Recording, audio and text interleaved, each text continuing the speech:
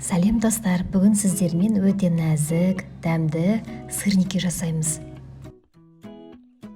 Ол үшін бізге творог, шекер, кішкене тұз, ұн және де жұмыртқа керек. Барлық қоспаларды қосып, жақсылап араластырамыз.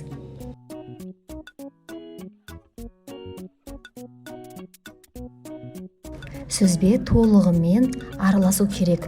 Ол үшін блендермен де араластыруға болады. Ұнның пышақтың көмегімен дөңгелек формасын шығарамыз.